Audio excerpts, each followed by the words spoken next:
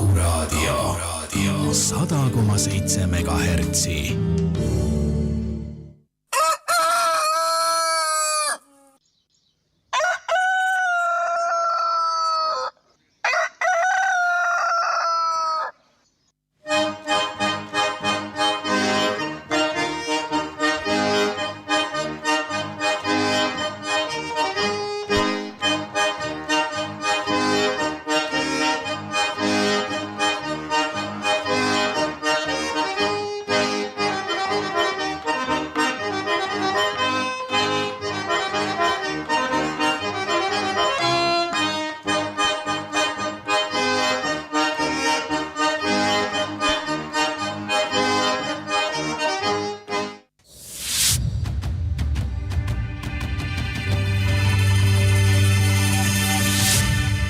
Stuudios on ajakirjanik Heimar Lenk. Eetris on tema autoriprogramm. Heimar on tõesti stuudios nii nagu lubatud sai. Üks asi mind väga üllatab, et muidu alati niisugune hoolas inimene, kes on elus ära kaotanud ainult ühe mälupulga, on nüüd oma punase mütsi kuskile ära suutnud maha unustada või kaotada. Igal juhul täna tal peas ei ole, see on väga eksklusiivne hetk ja tahaks sellise asja põhjust kõigepealt teada saada. No tere hommikust, head Kuku Raadio kuulajad, tere hommikust Meelis veel kord. Ja sa ei rääkinud põhjust või tähendab põhilist ära mütsi puhul. See oli ju, et elagu Trump, et teeme Ameerika suureks jälle. Aga nüüd on selline asi, et Trump on nüüd nagu kustumas. Kui maailma meediat jälgida, siis on nii, et Trumpi selja tagant hakkavad ära tulema need superärimehed, need tema rahastajad, miljardärid. Temaga ei olda rahul, ta pole palju saavutanud ja juba räägitakse tema tagandamisest või siis ka juba räägitakse, et ta on liiga vana, nüüd tuli välja. Öeldi, et Putin on liiga vana siin Leningradis või seal Peterburi majandusfoorumil. Zelenski ütles seda. Kirja saati sinna foorumile. Ja nüüd Trumpiga on sama asi, et tal läheb väga üksna viltu viimasel ajal, et ta on vähem esinenud ka. Ma mõtlesin, et täna siis ei sobi raadiosse tulla luuseri mütsiga. Aga mul on sõbra poolt Hiinast värskelt toodud Hiina punatähega nokamüts, äkki ma peaks sulle mõneks pidulikuks puhuks seda laenama, siis Hiina on niisugune tõusev täht siin maailmas. Sa ära naera midagi, vaata, kus on ikkagi ajalugu tehtud. Sotsialistlik, kommunistlik riik ja maailma parima majandusega. Ma räägingi, ma ei ironiseeri absoluutselt. Ja. Aga Trumpi mütsi kohta nii palju siiski väljas, me jätsime ütlemata, et väljas on ilus ilm, päike särab, kell on 8. 8. juuni 2021 järgmistele põlvedele. Ma olen kindel, et meie need mälupulgad või failid leitakse koobastest üles pärast. No kui esiteks, kus nad sinna koopasse saavad, see on põhiline. See kaos viib. Ma mõtlesin, sul on mõni koobas, kus sa kavatsid mälupulki säilitama hakata. Ma arvan, et taevased jõud suunavad ikkagi, sest midagi peab järele jääma. Aga kuidas sa siis Eesti elu kohta, mis sa ütled siis ise tänasel hommikul? No ise ütlesid, et ilm on suurepärane, päike paistab, suvi, kõik on rõõmsad, inimesed on heatujulised, sa oled saanud nädalavahetusel enda muusikalist kogu täiendada ja selle üle rõõmus, aga stsenaariumis oled sa kirja pannud ilmselt jällegi negatiivseid asju, ma kujutan ette. Stsenaarium on tehtud eile õhtuse seisuga, aga vahepeal tuleb ju palju asju juurde ära unusta. Ja saan aru, et täna hommiku kuulates, lugedes ajalehti ja kuulates riigiraadiot, on suur häda ikka kaelas meil teod, Hispaania teod ujutavad Eesti üle. Ja asi on nii hulluks läinud, et keegi enam jagu ei saa. Ja mina imestan, et no mis riik see on, kes ei saa tigudest jagu? Mis me siis räägime veel Putinist? No ega, kus sa tead, kumb see hullem on? Ei, no see on tõsi. No kas nüüd riigil ei ole siis võimalust uurida, kus maailmas veel neid tigusid elab samasuguseid ja mingi preparaate siis kasutada? Nüüd hävivad. Inimesed ei saa aias käia, sest need on niivõrd palju. Ma ei tea, kas see Lõuna-Eestis on või sinu aias on mõni Hispaania tigu, mul on tavalisi küll seal päris lademas. No need kaks ise asja. Ja siis vaatad ja kuulad hommik, ma roolis naersin, ma kuulasin sinu raadiot ka hommikul korra siin ja sinu häält ja sinu lähenemist, sul on ikka hea ühiskonnakriitiline vähemalt ja kuulan, mis siis muu meedia räägib, ütleme siis peavoolumeedia, siis nüüd nädalavahetus oli 2 foorumit, EKRE-l oli foorum ja siis oli see Lavly Perlingu parempoolsetel. Kuulasin, kuidas siis meediakanalid kajastavad. EKRE sündmus nimetati ära, aga Lavly Perling laiutas igal pool suure intervjuuga. Ja siis, mis oli põhisõnum muide? Kõik hakkab meil otsa saama. Sotsiaalriik tuleb lõpetada Eestis. See on Lavly Perlingu esinemine, nende suur foorumil oli seal nende volikogu, mis neil oli seal, ja tuleb üldse sotsiaaltoetused kaotada, ainult üksikutele jätta ja tähendab mingisugust pensionite parandamist pole vaja, mingisugust nunnutamist vanainimestega pole vaja, nagu ma aru sain, ja sotsiaalriik tuleb lõpetada. Tähendab, seda räägib inimvaenulikku juttu, räägib endine peaprokurör, mõnda kapo peadirektori abikaasa, eks ju, ma saan aru, või on praegu. Ja selline on Eesti riik, lõpetame sotsiaalriigi ära, ma ei saa aru, kus otsast ta seda sotsiaalriiki on üldse näinudki. Meil polegi mitte mingit sotsiaalriiki. Meil on üks rikastamise riik minu meelest ainult. Ja siis veel on muidugi, kuulasin hommiku veel, mis on, lapsed on hädas, emad ja isad on niivõrd närvilised, et peksavad lapsi ja lapsed ei julge jälle öelda seda ja siis saadavad meile salaja politseile ja sõpradele ja no ma ei tea, aga ma saan aru küll, et perekonnas on suur närvipinge sees, isal raha ei ole, pere on suur, tahab hästi elada, muidugi kõik on pahased, vihased, siis antakse lapsele paar toud ära või rihma või vitsa, mida keegi annab. Ja siis lapsed muutuvad samasugusteks ja pole ime, et nad siis tänaval lähevad ja lõikavad oma eakaaslasi seal ja filmivad samal ajal, salvestavad, eks ju, pildi peale veel. Et need on üks koledad asjad iseenesest ja need on kõik tänase Eestiga kaasa tulnud. Aga nüüd ma eile kuulsin ja ma tõesti naersin südamest, oli uudis. See jooksis siin läbi, ma ei tea, kas ta Delfis oli, ma ei pannud tähele, aga raadiohäältest ma kuulsin. Ja see kõlad, ma mälu järgi ütlen umbes niimoodi, et keegi neiu, ma ei hakka ta nime nimetama, kirjutas doktoritöö, teadusliku töö. Ja tead, mille järeldusel ta jõudis? Ta kirjutas suure paksu töö, kaitses doktoritöö ära ja jõudis järeldusele, et kallis Eesti rahvas, nüüd ma umbes mälu järgi tsiteerin, lasteaia ja kodu ning vanemate heade suhete tulemusena tulevad ka paremad lapsed. Nagu me varem poleks teadnud, et lasteaiaga peab ema ja isa suhtlema ja samamoodi kooliga.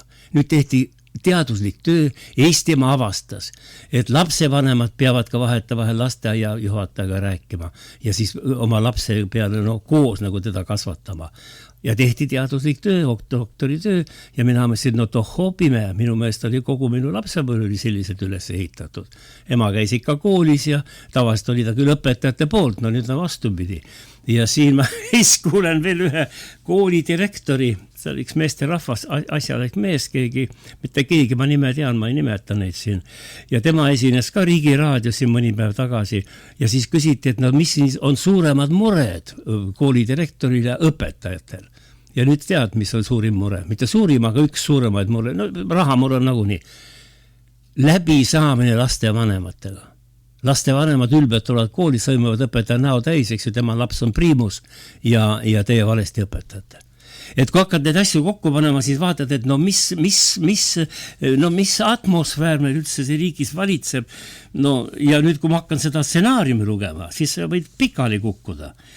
Meie aastane neto sissetulek, see on värske uudis neljapäeval, kus ta tuli. Meie Eesti rahva aastane neto sissetulek ostujõu standardi järgi. See tähendab seda, et vaadatakse rikkus selle järgi, palju need hinnad on meil ja palju sa suudad tööstus- ja toidukaupa osta. Ühesõnaga nagu võrdsustatakse ära, mitte ainult selle järgi, kes rohkem teenib.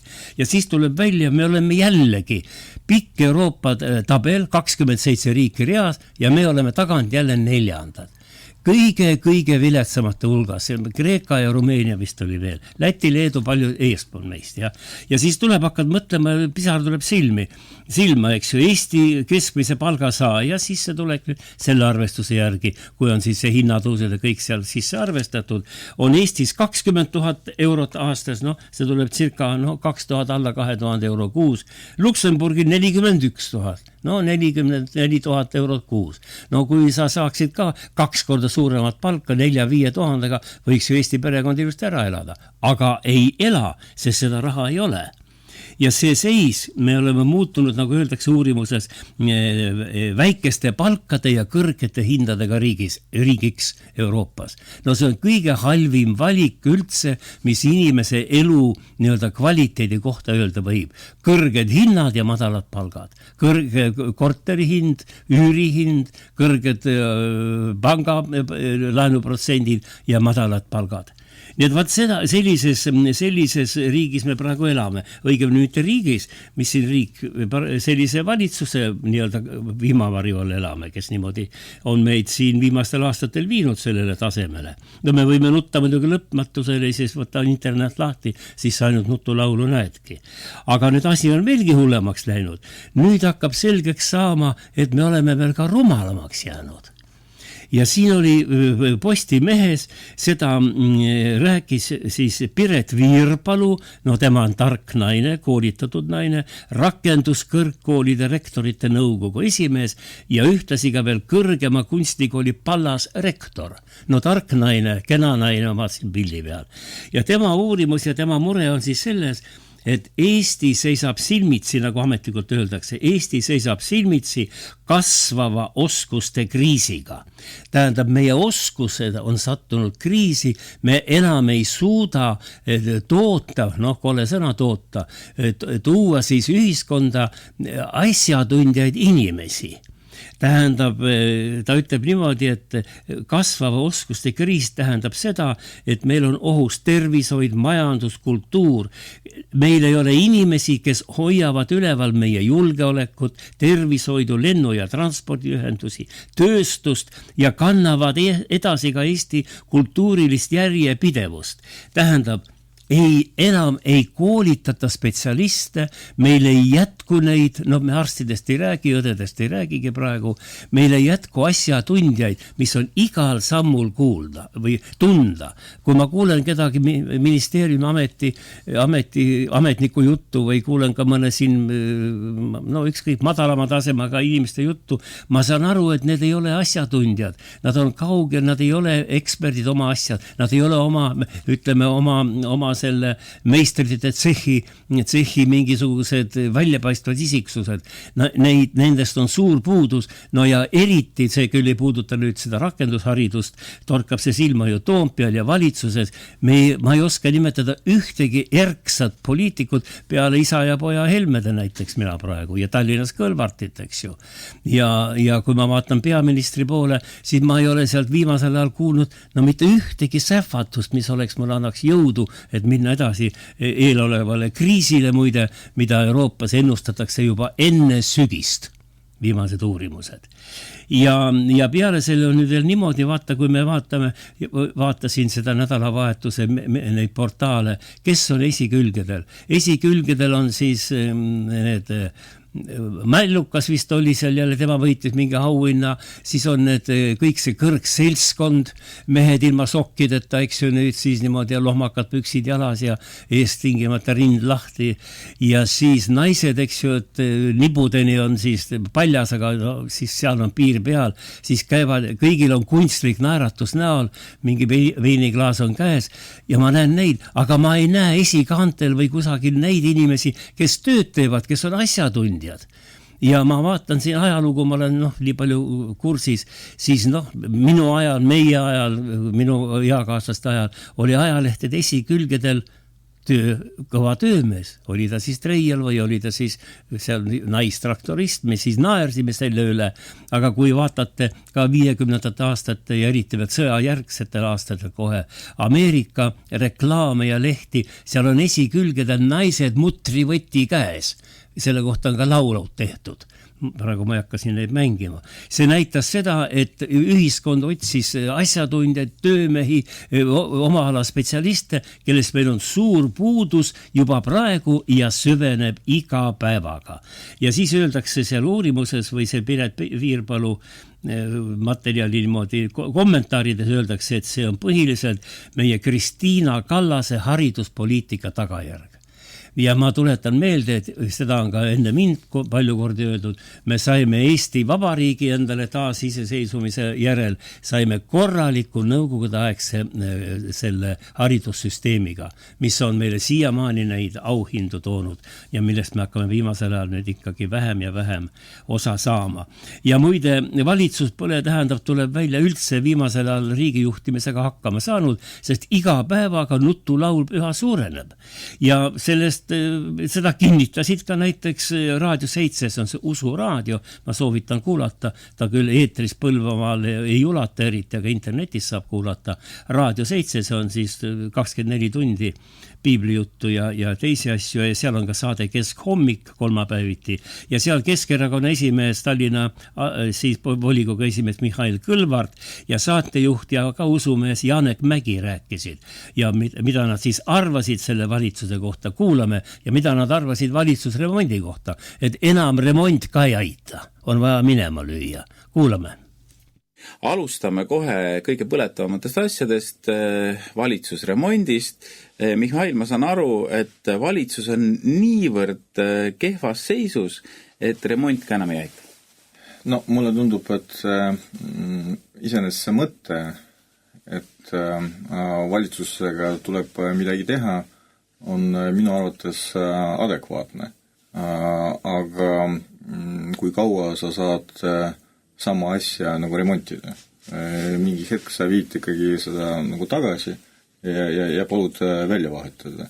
Ja see võimalus meil tekib juba 10 kuu pärast, kui tulevad valimised. Vahepeal muidugi me ei saa lihtsalt pealt vaadata, mis toimub ja kui üks või teine lugupeetud minister järjekordselt annab meile märku, et ebakompetentsus ei ole ainuke tema siis väärtus, vaid ka üleolev suhtumine nii rahva kui ka Riigikogu liikmete suhtes, siis mulle tundub, et opositsioon ja Keskerakond peavad reageerima. Aga see üldine jutt, et Reformierakond tõenäoliselt püüab poliittehnoloogiliselt midagi välja mõelda ja kas selleks on valitsuse remont, järjekordne provokatsioon poliittehnoloogiline, mingi kõva sõnum, millega nad tulevad välja. Et selles osas ma olen kindel, et sellised ajurünnakud Reformierakonnas muidugi käivad. Nad püüavad poliittehnoloogiliselt välja mõelda, et kuidas olukorda muuta, kuidas reitingud tõusuteele suunata, aga millegipärast nad unustasid, et nad on võimul ja tegelikult juba 3 aastat inimesed ootasid nende poolt mitte sõnumid, vaid konkreetseid lahendusi ja seda kahjuks valitsus meile pakkuda ei suuda, seega minu arvates seal pole midagi remontida. Ja seesama Reformierakond, keda praegu nüüd siin kiruti, on meil võimul olnud kuskil juba 17-18 aastat, ütleme siis pärast taasiseseisvumise ajal põhiline Eesti valitseja olnudki. Ja ei mina mäleta peale valimiseelsete reklaamide, et Reformierakond oleks hakanud välja astuma pensionäride kaitseks või rääkinud pensionide tõusust või pigem vastupidi, pensionid tuleks külmutada ja kaotamisest veel pole juttu olnud, aga ma saan aru praegu, kui raadiot kuulata, intervjuusi kuulata, siis noored inimesed riikliku pensioni peale enam nii-öelda loota ei julge. Ja ma ütleksin niimoodi ikkagi pensionäride vaenulik ühiskond või see erakond on olnud Reformierakond vähemalt minu tähelepanekute järele. Ja mis ma nüüd loen ja lihtsalt imestan. Tulevad valimised ja Postimehes Tallinna linnavolikogu liikme reformierakondlase Jaanus Riibe artikkel pealkirjaga Tallinn peab looma eakatele kodu. Tallinn peab looma eakatele kodud. Ja nüüd tsitaat sellest artiklist. No loe ja hoia pead kinni. Tallinn peab looma eakatele inimestele 3. võimaluse. ta peab tegema kodu, mis toetab iseseisvust. Tähendab mitte riigi iseseisvust, vaid siis inimese enda iseseisvust, mõtleb siis Riibe. Jätkan tsitaati. Kodu, mis toetab iseseisvust, mitte ei soosi vaikset kustumist. Kodu, kus inimene ei ole hoolealune, vaid kogukonna liige ja kus vajalikud teenused ning abi on olemas. Ma olen seisukohal, ütleb Riibe, et nüüd on aeg luua uus ülelinnaline teenusmajade võrgustik, aga mitte kui kitsalt järjekordne sotsiaalteenus, vaid uus arusaam linna sotsiaalsüsteemist ja keskkonnast. See tähendaks üleminekut üksindusest ühendavale kogukonnale. Seda ütleb reformierakondlane Jaanus Riibe. No püha taevas oli esimene kommentaar kohe, mis selle loo peale tuli. Tähendab, mida me tahame teha? Eakad, kellel on jäänud võib-olla aasta või ma ei tea, mõned, no ütleme, et hooldekodu inimesed, kes on voodis pikali, keda tuleb teenindada, kes iseendaga hakkama ei saa. Nüüd me tahame siis tuua nad tagasi ühiskonda ja et nad oleksid siis osa meist. Iseseisvus peab olema neil ja linn peab saama täis siis mitte vanade kodusid, vaid kaasaegseid kaasamise ühiskonna kodusid vanematele inimestele. Ja seda räägib nüüd reformierakondlane, kes, õigemini tema ei olnud Reformierakond sel ajal, aga Reformierakond alles oli Tallinnas võimul mitu aastat järjest. Ei olnud sõnagi sotsiaalhooldusest, ei mäleta mina. Ja nüüd järsku tuleb, et nüüd Isamaa ja Keskerakond peaks ehitama välja võrgustiku, terved uued läikivad majad teenindusega, kus istuksid siis meedikud ka võib-olla seal majades ja kui kellelgi paha hakkab, jookseb tuppa neid turgutama. No püha taevas, tõepoolest, nüüd hakkame ehitama Tallinnale siis 3. võimalust. Üks võimalus on, et siis elad, kuidas elad, teine võimalus sured ära ja 3. võimalus siis tehakse sulle sotsiaalvõrgustik. Ja no, ja nüüd seda ütlevad nüüd reformierakondlased enne valimisi, kes pidevalt on ise olnud ligi üle pool, ütleme, uue Eesti ajal siis riiki juhtinud. Ja muide, Jaanus Riibe, ma tunnen teda hästi, ta oli ju Savisaare nõunik ja 15 aastat Keskerakonna noortekogu esimees. Ja nüüd ta vahetas paati, sest tal oli töökohta vaja säilitada, kui oli see riigipööre Tallinnas. Ja siis hääletas seal Ossinovski poolt vastu oma erakonna seisukohale ja hüppas või vahetas paati, hüppas üle ja sellise küünilise artikli üle hüppajast ja värvi vahetanud poliitikust siis trükitakse ära ja ajatakse inimese ajud sassi, et no nüüd tuleb ime, nüüd tuleb taeva manna, Tallinn hakkab ehitama moodsaid, ilusaid maju, kus kõik vana inimesed pannakse sinna elama, nad on ühiskonna osa, nad ei ole mitte kustuvad isiksused, vaid nad on ärkavad inimesed ja selline muinasjutt loetakse ette või kirjutatakse, me loeme raadios ette ja siis öeldakse, nii mõnigi inimene ütleb, aga vaata, kui tubli on see Reformierakond, mõtleb ikka meie peale ka. No Helmed ütlesid eilses raadiosaates, et meie valivate peale enam loota ei ole mõtet. Et nemad valivad, suur osa valib ikka neid, kes kogu aeg ikka valijad tutistab ja talle viletsama elu loob, aga minnakse, valitakse jälle tagasi.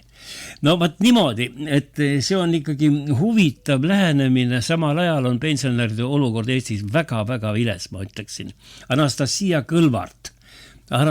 Kõlvart võttis ka Riigikogus sõna, see on juba küll mõni aeg tagasi, aga no iseloomustab väga hästi praeguste pensionäride olukorda. Kuulame Anastasia Kõlvart, tema siis räägib Riigikogu puldist.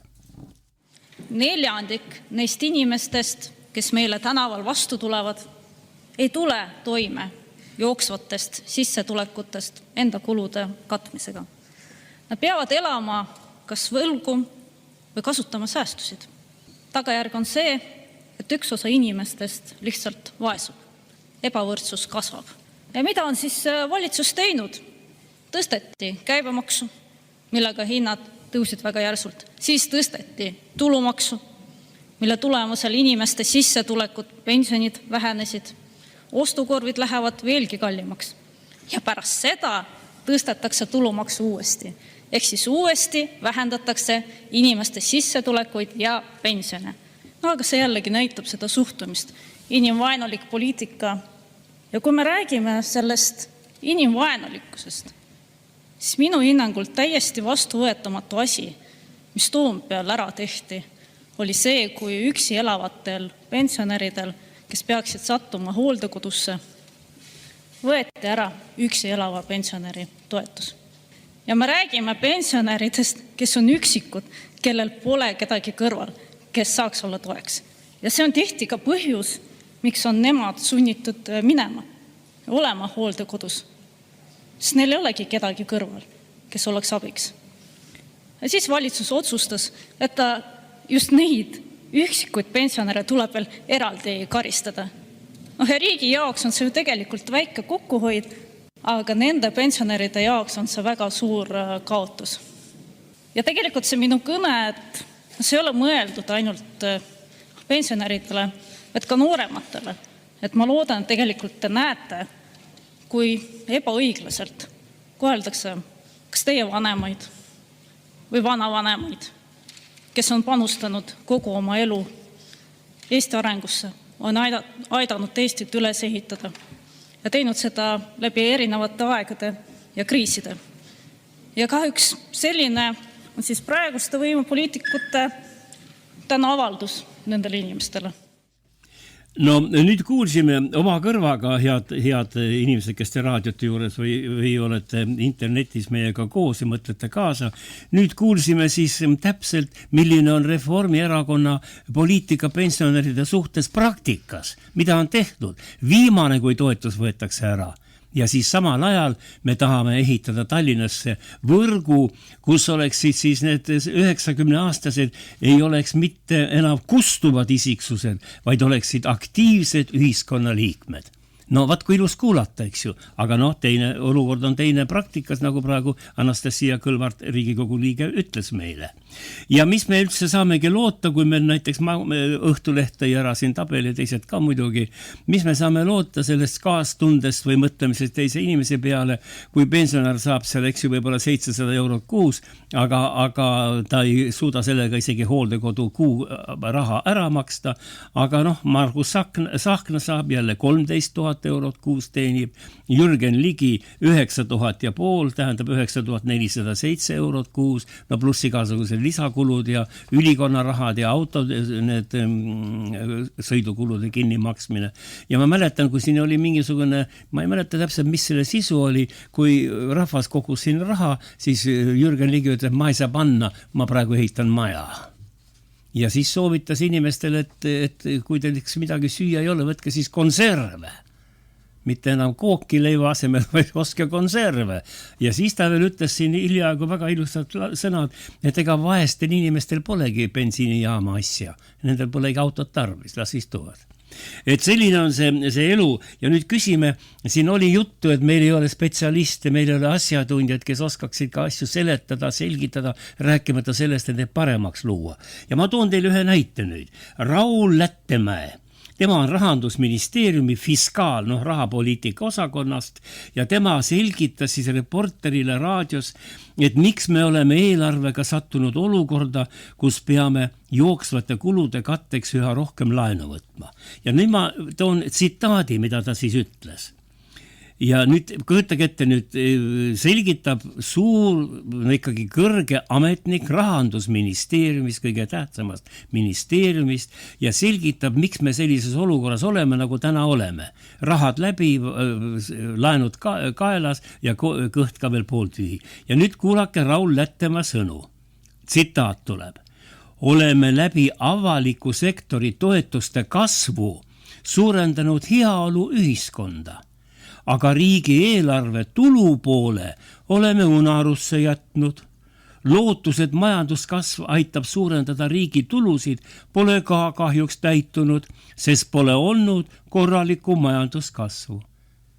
Selline selgitus ei ole olnud majanduskasvu, mille eest peaks riik ja valitsus seisma. Nemad parandasid heaolu ühiskonda, ma lähen välja tänavale, ma näen ainult, et riiulite peal on allahinnatud kaubad kõik ära ostetud. Ja siis ta tuleb ütlema, jah, pole ka täitunud, sest pole olnud korralikku majanduskasvu. no miks te siis istute seal, kui te ei suuda majanduskasvu kuidagi moodi vähemalt teda siis niimoodi, ma ei tea, utsitada tagant, et kuidagi moodi. Ei, no ma ei räägi üldse, kuhu rahad lähevad ja kaovad ja nii edasi. Ja siis tuli Raul Eamets ja Urmas Varblane, 2 suurt majandusteadlast ja keda oli varem väga tore kuulata, aga üks on nüüd Bigbanki peaökonomist ja Urmas Varblane Eesti Panga nõukogu esimees ja olid siis Riigi raadios, rääkisid tund aega majandusolukorrast ja siis üks põhjus, miks Eesti majandus maas on ja vilets on praegu, ütlesid targad mehed, kõrgete palkadega targad mehed, Soome majandus on põhjas, sellepärast on Eestil ka halb. Tähendab, Soome on süüdi, et Eestil on ka halb. Rootsi on süüdi, et Eestil ka on halb, et ei arele kõik. No, Meelis, ütle mulle palun nüüd, kas sina oskad mulle nimetada kolm kaubaartiklit, mille üle me peaksime praegu uhkust tundma, et Eesti toodab?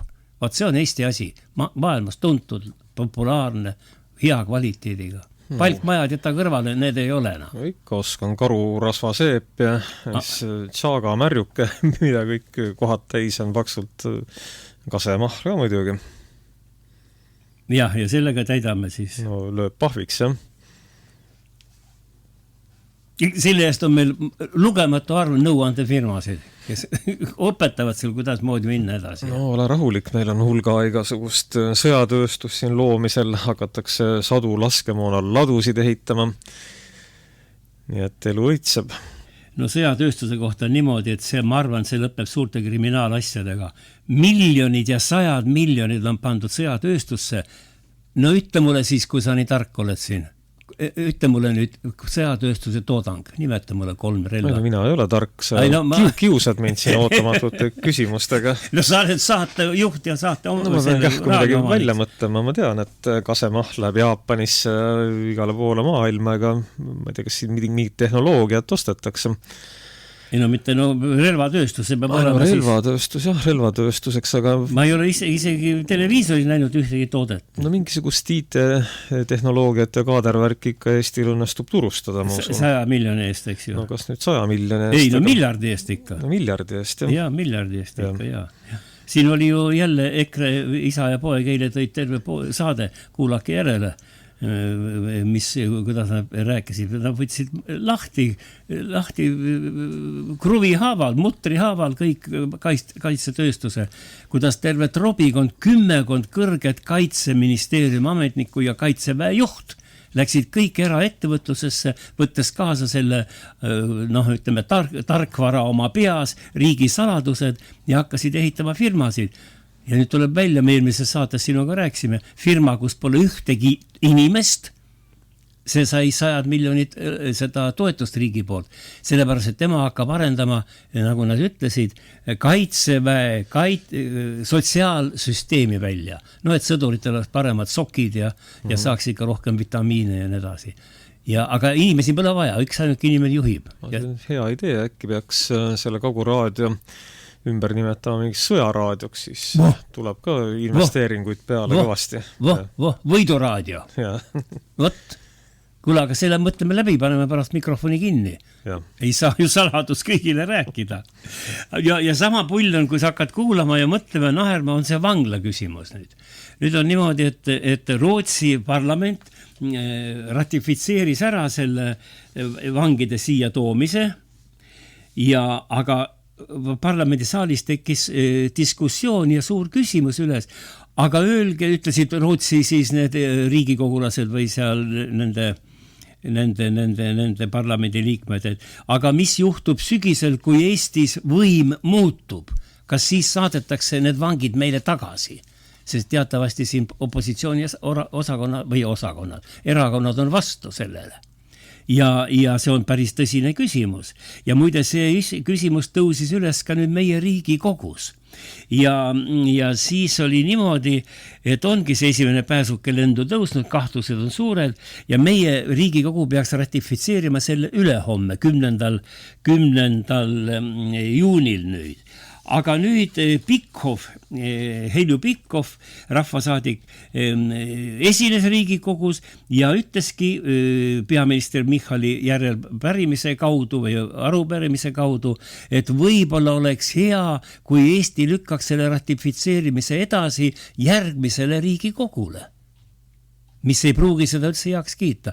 Nii et on sul valmis see fail, paneme Heljo Pikhoff ja räägib Rootsi vangidest, väga õpetlik lugu, et tänu nende vangidele meie enda õigussüsteem, kaitsesüsteem, tähendab see sisekaitsesüsteem kannatavad, sest tuleb niivõrd palju välismaa vange, nende hooldajad on vaja õpetada välja, neil on vaja keeled suhu panna, sest härrased vangid tahavad rääkida oma ema keeles äkki, eks ju, no tuleb võib-olla Bangladeshi keelt natuke siin tongata ja nii edasi. Et kuulame, mida Heljo Pikhoff ütles Rootsis toodud vangide kohta Riigikogus. Ma räägin sellest, et meil puudub see inimvara, et kes hakkab kõike siis teenindama Rootsi vange ja kui me võtame kas või eilse Riigikohtu esimehe esinemisi Riigikogus ja ma küsisin tema käest, et kas meil on uusi kohtunikke tulemas, sest ma tean, et paljud kohtunike siis kandideerimist on läbi kukkunud, ta vastas ei ole, sama prokuratuuriga, ei ole uusi prokuröre kuskilt tulemas, et see tähendab seda, et meie enda inimeste siis kohtus käimine pikeneb, see tähendab seda, et menetlused, mis on seotud meie enda kurjategijatega, need samamoodi pikenevad ja halduskohtus näiteks öeldi meile õiguskomisjoni istungil, et Tartus halduskohtu siis kohtunik ütles, et neil on juba täna tööjõupuudus, et halduskohtusse peamiselt lähevad need vangide kaebused, et nad ei tule lihtsalt toime ja uue kohtuniku leidmine võtab aega 9 kuud. Palun öelge, kuidas te selle inimvara probleemi siis soovite lahendada ja võib-olla oleks õige jätta see leping hoopiski järgmise Riigikogu koosseisu kinnitada, kui on kõik lahtised otsad siis nii-öelda kinni pandud. Et täna seda kahjuks ei ole.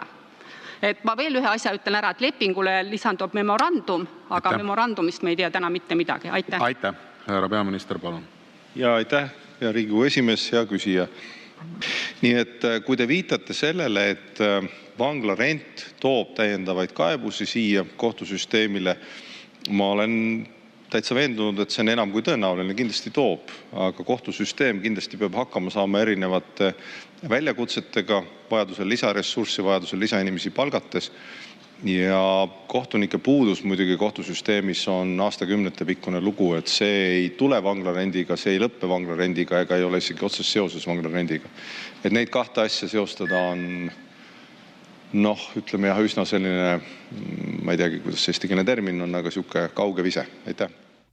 Head kuulajad, kauge vise, vaat see on nüüd termin, mida tuleks hakata kasutama. Meil on kauge vise sellepärast, et Eesti läheb korda võib-olla 20-50 aasta pärast. See on siis see kauge vise. Ja huvitav on see, kuna siin meil on ju põhiliselt Kagu-Eesti kuulajad, siis Liisa Pakosta, tema on ju universaalne naine. Tema on ju õigusminister ja siis ta on ühtlasi ka IT- ja tehnoloogiaminister. Nii et õigusteadlane juhib ka siis programmeerimist, ma saan aru. Ta pole küll õigusteadlane.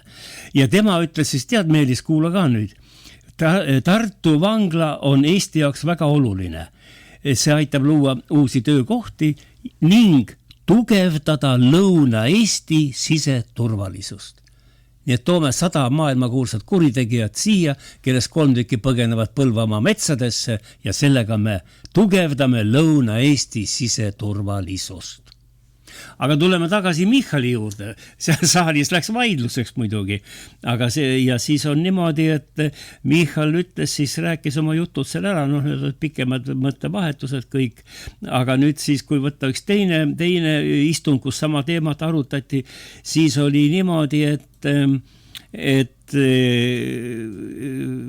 läks vaidluseks EKRE ja Michali vahel ja siis EKRE hüüdis saalist, et kui tuleb nüüd meie see vanglasüsteem, et kas mõnes kongis poleks kohta ka Michali jaoks. ja Michal siis muidugi ta pani pahaks, aga püüdis siis naljaks asi keerata ja ütles vastu naeratades, et tema teeb omalt poolt kõik, et EKRE võimule ei pääseks. Ja ta ütles niimoodi, ma saan aru, et te näitate näpuga minu peale, lootuses, et minagi seal vangikongis kord olen. No kui see teile kergendust või meelerahu pakub, siis küll. Aga ma teen kõik, et EKRE võimule ei pääseks. Ärge te solvuge. No vaat niimoodi, kuulame siis, kuidas Michal vastas, et tema ikkagi ei saanud aru, kas ta on nõus vangi minema või mitte minema. No mõeldud on seda, et kui võim muutub, et siis hakkame neid kuritegusid uurima. Kuulame, mida Michal ütles. Tuleb vaadata ajaloost järgi, kes ehitas Tartu vangla, aga ma olen kindel, et see on olnud valitsuste ja korrektsioonivaldkonna ühine otsus, et meil on vanglaid vaja ja sellel ajal, kui neid vanglaid ehitati, oli meil ka vange rohkem. Meie karistuspoliitika on muutunud mõnevõrra pehmemaks, et ma muidugi ei kahtle selles, et kui EKRE peaks taas võimule saama, eeskätt Isamaad karguna kasutades, siis tõenäoliselt on vanglates jälle rohkem inimesi. Ma selles väga ei kahtle. Ma arvan, jaa, ma saan aru, et te näitate näpuga minu peale lootuses, et minagi seal olen. No, kui see teile kergendust või meelerahu pakub, ma teen ka kõik, et EKRE võimule ei pääseks, nii et ärge solvuge. Pidage vastu. Ja ma loodan, et see püsib väga kaua nii. Ja niimoodi siis ta ütles ja muide Postimehes Michal andis intervjuu eelmisel nädalal ja sealt ta ka ütles niimoodi, et praeguse seisuga, ta analüüsis olukorda, ütles, et kui praegune seis jätkub, siis järgmises Riigikogus on ja riigis võimul Isamaa, Keskerakond ja EKRE. Aga ta lisas, mul on alla kiripsutatud Michali sõnad, aga me teeme kõik, et see nii ei läheks. Ja Meelis, mul on sinule nüüd küsimus. Mida saab teha riik kõik selleks, et need 3 erakonda riiki valitsema ei hakkaks, kui rahvas nad valib? Kuidas saab siis vastu seista? No, mis sa minu käest küsid, ise oled seal Riigikogus olnud, tead neid machinatsioone asju, mina olen suure kaarega ringi käinud. No see on ikka tore, et me teeme kõik, et ei saaks võimule. No räägi ära siis, kuidas teha saab. Ei no esimene asi on e-valimised, eks ju. No too jah. Me paneme sinna numbrid, kuidas kirja ja nüüd on niimoodi, et reform ei julge endale väga palju kirjutada, sest ta on kõhuli maas praegu, aga nüüd toodi ju juurde Lavly Perling oma parempoolsetega, sinna kirjutatakse, keevitatakse võib-olla seal kuskil, no ma ei tea, 10-15 häält juurde ja reformiga kokku siis tuleb ka ja siis meelitatakse üle kas Isamaa või siis sotsid enda poole. No, mul käisid siin Läänemets ja Anti Allas, nad väga usuvad valimiste õiguspärasusse, et pole midagi ausamat maailmas kui e-valimised. No ma olen sellega nõus, sest Eesti on ju õigusriik, aga kohe kuuleme asjatundjate arvamust. Ja see tuleb seoses sellega, et järgmisel laupäeval, 13.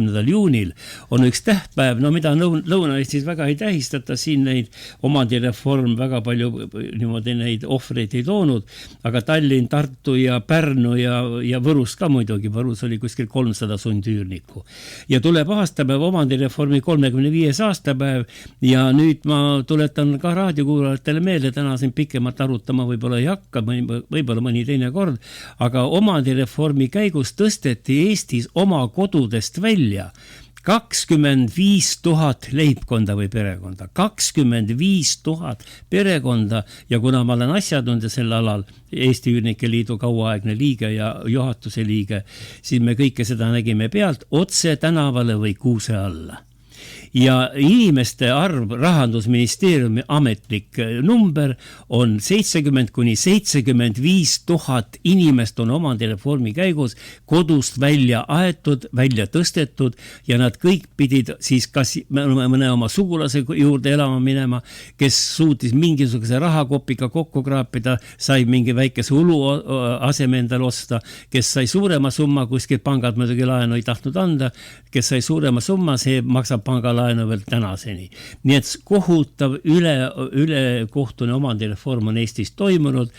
Eesti valitsus omaenda nende elanike vastu, see oli Mart Laari valitsus põhiliselt ja Liia Hänni, reformiminister, kes selle läbi viisid, aga süüdlasi on palju rohkem. Nii et kohutav kuritegu on Eestis tehtud, 75 000 põhilised eestlasi, sellepärast et venelased elavad kõik põhiliselt ju Annelinna ja Lasnamäe riigikorterites, mis sai erastada. Sundinikud midagi erastada ei saanud ja löödi veel kodunt välja ja pidid veel ka uue aseme ostma. Ja muide huvitav on tänases saates võib-olla nimetada ka veel seda, et selle omandireformi käigus Eesti riik, ja muide see kehtib ka praeguseni, Eesti riik palus Euroopa Liidult pehmendust, kui võeti vastu selline paber nagu Euroopa inimõiguste ja põhivabaduste kaitse konventsioon. Euroopa inimõiguste ja põhivabaduste kaitse konventsioon. See on suur ametlik inimõiguslik dokument ja see ratifitseeriti 96. aastal 1996. 13. märts ja seal oli siis niimoodi eestlased palusid ja said ka, kuna oli vaja hoida Eestit ilusti Euroopa Liitu tulemaks. Siis oli niimoodi, Eesti deklareeris, et konventsioon ei laiene omandireformi seadustele ja seega omandireformi käigus võib Eestis rikkuda inimõigusi.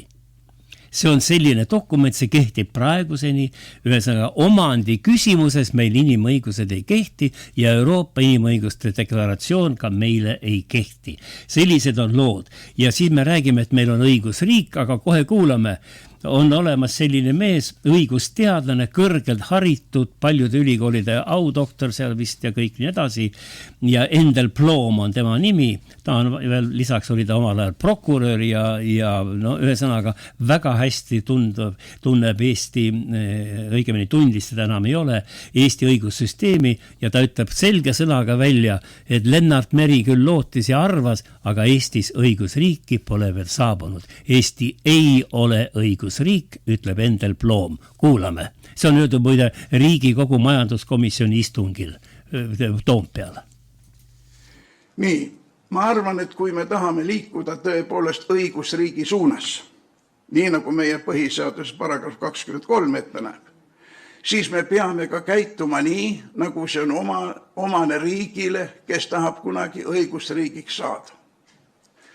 Et me pole õigusriik, see on ammu teada, ekslikult kunagi arvas seda Lennart Meri, et tema elab õigusriigus, elagu siis tema arvates ja puhake õigusriigis, aga küsimus on selles, me oleme rahva teatud osa teinud täielikult vaeseks. Me tõstsime nad kuuse alla. Iga ühe mure oli, mis ta teeb. Kellel oli võimalus, see ostis.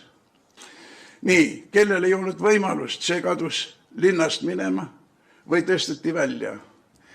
Meie aga vaidleme siin kõige väiksemate küsimuste üle niimoodi, kas hüvitada või mitte hüvitada. Kas püüdagi tehtud ülekohut vähendada, kompenseerida kuidagi või mitte, see on meie küsimus. Meie kohtud aga lugesid seadust küll niimoodi, et kas tagastatakse või hüvitatakse. Kohtud said aga instruktsiooni või informatsiooni ainult tagastada. Ja kohtunikud seda täpselt jälgisid. Siin on üks raamat, dotsent Peeter Kase poolt kirjutatud Surnu abikaasa Eesti õigusloomes ja ametniku abikaasa Eesti õiguspraktikas. See raamat on kirjutatud ühe vaidluse alusel. Me käisime kohtus 23 korda, sealhulgas 3 korda Riigikohtus. Leidus üks ainukene kohtunik, kes tutvunud materjaliga kategooriliselt taandas selle vaidluse lahendamisest. Sellel oli südametunnistus säilunud. Ma olen kunagi kusagil kirjutanud, et kui tulevased põlved loevad seda raamatut, siin on näidatud kohtunikud nimedega ja näidatud nende otsused, mis on tehtud. See on huumor. Kunagi keegi ülemaailma kuulus professor Joffe Leningradi ülikoolist kavatses välja anda kogumikku Juumor Sovetskoi justiitsi. tal jäi see tegemata, meie võiks kah seda teha. See on huumor Eesti õigusmõistmises, muud ei mitte midagi. Juba aastakümneid kohtusüsteemis ja õigussüsteemis töötanud teadusmees julgeb öelda välja, et Eesti ei ole õigusriik ja et kohtunikud on manipuleeritavad, näiteks omandireformi ajal andi neile korraldus või suunakiri kätte, kuidas tuleb lahendada neid kohtuvaidlusi. No mis õigusriigist me siis räägime, see on ju selge.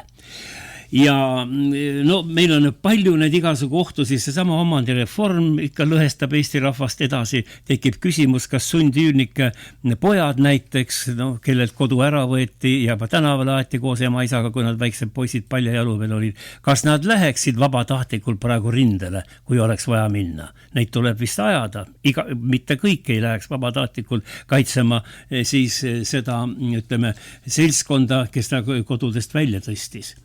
Ja meil on siis praegu, kui me vaatame juurde, mis meid veel ohustavad, on narkomaania, enesetappude arvus oleme Euroopas esikohal ja rääkimata kõik see majanduslik raskus. Aga nüüd on veel üks uus oht tulnud ja mis on minu meelest väga tõsine Eesti rahva tulevikule ja mis võib saada tõepoolest relvaks selle Eesti ütleme, rahva kestmise ja meie riigi kestmise küsimuses, kas me kaua suudame kesta vastu pidada. Ja küsimus on lihtne iseenesest. Vaat viimastel aastatel Reformierakondliku valitsuse lahkel loal nüüd on ju väga palju inimesi sisse toodud, siin räägitakse 100 000 ja 10 000 ukrainlastest ja veel teiste riikide, rääkimata mitte ainult Nõukogude Liidu territooriumile, endise Nõukogude Liidu territooriumi elanikke, vaid ka seal Aasia elanikke ja nii edasi erinevate uskudega. Ja need inimesed paljud on saanud ja me ju pressime peale, et nad saaks kodakondsuse, paljud on ka eesti keele ära õppinud, nad saavad kodakondsuse, aga nende vaim jääb ikka endiseks. Ja nüüd on tulnud aeg, kui need emad-isad, kes on kodakondsuse saanud, aga juba ka teine põlvkond, nende lapsed on juba saanud, kodakondsuse nagunii saanud, eesti keelt räägivad ka, ja neil iga aastaga, iga kuuga laienevad võimalused kandideerida kohalikesse volikogudesse ja riigikogusse.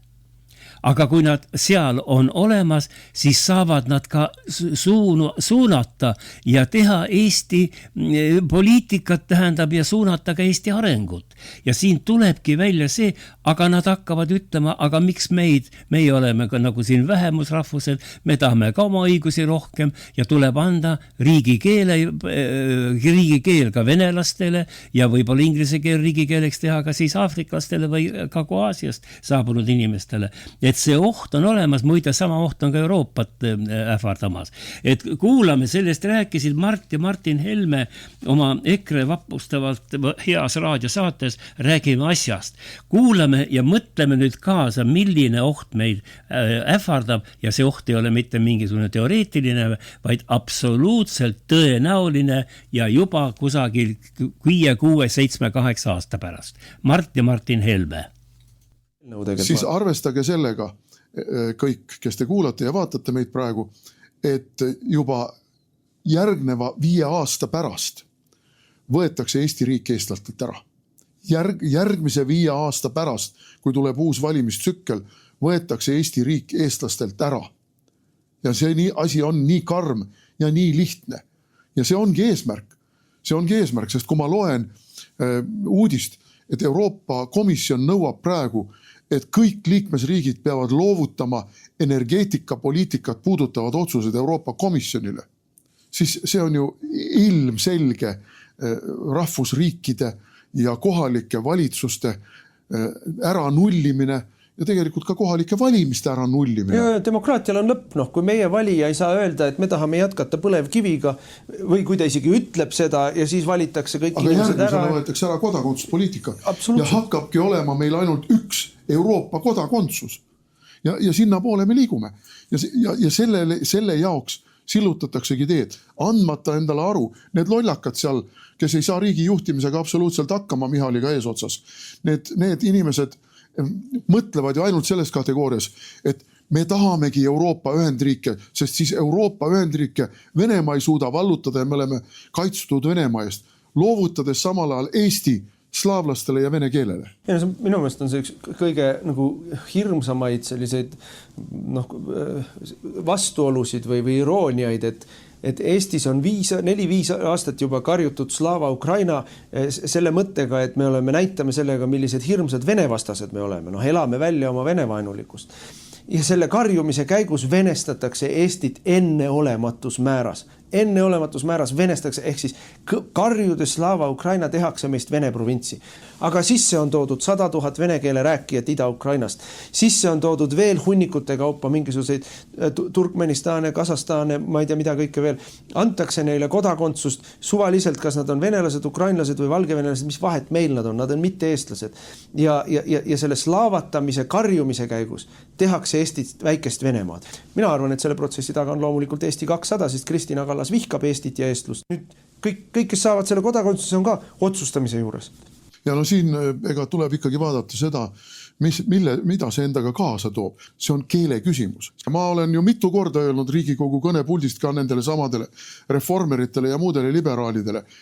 Ülejärgmises Riigikogus teie tegevuse tulemusena tuleb täie teravusega päevakorda see, et Eestis tuleb kehtestada mitu riigikeelt. Esimesena loomulikult vene keel teise riigikeelena, aga loomulikult siis selleks, et jällegi just nagu lahjendada seda vene keelt ja kuidagi pareerida neid rünnakuid Kremli meelsuses ja venelastega arvestamises ja Eesti riigi ärakinkimises venelastele ja venekeelsetele, siis pannakse muidugi, aga inglise keel ka ja õigesti pannakse, sellepärast, et ka neid bangladeshlasi, hindusid, ma ei tea, somaallasi, keda kuradid kõiki on Eestis sel ajal juba nii palju, aga nemad eelistavad ju loomulikult inglise keelt. Nii et me jõuame selleni, et meil järgmise 10 aasta jooksul võetakse eestlastelt ära Eesti riigis ka eesti keel kui see keel, millele nad saavad toetuda ja nõuda, et nad saavad oma asju ajada eesti keeles. Siis nad nõuda ei saa. Vaat sellised tõsised mõtted on, võib-olla annab midagi veel päästa, vaatame ikkagi tulevikku, lootusrikkalt, seda me oleme kohustatud raadioeetris ikka tegema ja rahvale jõudu andma, et ehk õnnestub midagi veel päästa ja ma tuletaksin meelde, kallid kuulajad, et kõik see päästmine oleneb ka meist endist, sellest, kui aktiivsed ühiskonna liikmed oleme, kui targalt me oskame mõelda, kui õigeid järeldusi oskame teha iseenda jaoks ja kuidas me valimistel valime. Nii et e-valimised, tuletan meelde, on saatanast ja neid ei tohiks kasutada ja tuleks minna valima kindlasti pabersedelitega, et siis oma tahet sellega avaldada. E-valimised on täiesti võltsitavad ja selle tulemusena me mitte midagi ei saavuta, kes tahaks, et Eestis midagi paremaks muutuks ja eesti keel ja eesti võim Eesti riigis jätkuks. Aga praeguste tundemärkide põhjal paistab, et see ei pruugi nii olla. Ja nüüd lõpetuseks üks laul, mis ühendab nii-öelda eestlaste kauget minevikku, kui nad laulsid valgetest lilledest ja Eesti tulevikku, kuna selle laulu loomisel või selle esituse loomisel on kasutatud kõvasti intellekt AI abi või siis meie seda kunstlikku intellekti. Ja nagu mulle Meelis Käo praegu ütles siin, et selle laulu autoriks on siit kandi mees, härra Anti või? Ära nooguta, räägi, kas see telekas ei ole? Ega ma ka teda näinud ei ole, mul on siin tema telefoninumber seoses nende Kiiderve lauludega, võib-olla sattus nende peale ka. Ma nägin seda ühte laulu ka. Kiiderve laulu tekstide autor on Lembit Torrod, on seda ise ka esitanud kitarri saatel ja muidu ka. Võib-olla siis juba, kui Saksamaal elas, aga nüüd Anti aitas tal teha nendest siukse Suno AI abiga siis täiesti tarvitamiskõlbulikud piduõhtulaulud näiteks. Ja ma ütleksin sulle mitte, mina juhuslikult sattusin selle laulu peale, tema nimi on siis, et Too valgeid lilli, on ta vist nimi päris, või kui sa tuled, mitte kui sa tuled too mul lilli, vaid too mulle valgeid lilli, ja see on sümboolne laul ka, esiteks ta mulle väga meeldis, ma mäletan seda laulu, seda on mitmed laulnud Eesti all lauldi juba ja minu meelest Orumets laulis meil aga see esitus ja see konstruktsioon, mis on tehtud nüüd, see on erakordselt ilus ja südamesse minev. ja see valgete rooside märk on ju täpselt see, mis sobib meie saate lõppu, et eestlased ei peaks oma riigile neid matustel valgeid lilli tooma. Kuigi lugu on armastusest, aga selle võime täiesti üle kanda meie riigile, et annaks Jumal, et asi ikka kestaks meil ja me võtaksime mõistuse pähe ja kilplaste nii-öelda uhkest rollist püüaksime välja astuda ja ikka hakkama oma riiki hoidma ja teda ikkagi õigesti valitsema, õigele teele suunama, et me ei peaks mitte neid valgeid lilli kunagi tooma. Ei tahagi rohkem öelda. Ja huvitav on see, et selle praeguse esituse aluseks on võetud Siberisse välja rännanud eestlaste siis laul ja seal osaliselt sõnu vist ja need meeleolusid. Ma ei tea, kas siis härra Anti käis Siberi eestlastega kohtumas. Igal juhul sealt on mingit motivatsiooni saadud. Igal juhul laul, mis on ilus, mis räägib armastusest ja mis mitte kuidagi oleks meil hea meel, ei saaks kunagi Eesti ärasaatmise lauluks valgete lilledega. Aitäh kuulamast ja kui saatus lubab, ehk kohtume jälle.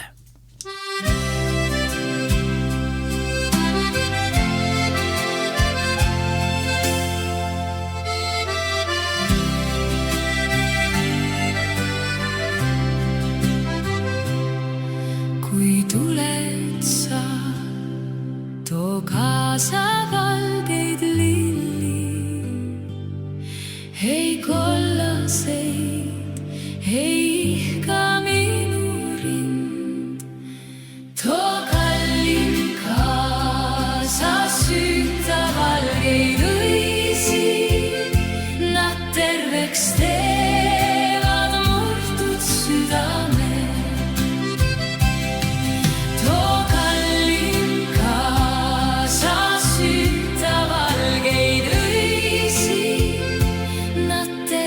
Teevad murtud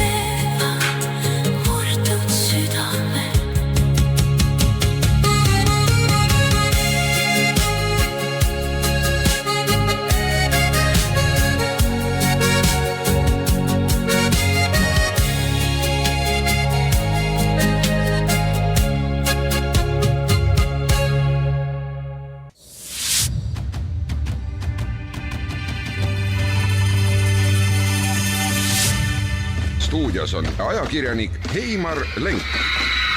Eetris on tema autoriprogramm. Kagu Raadio 100,7 MHz.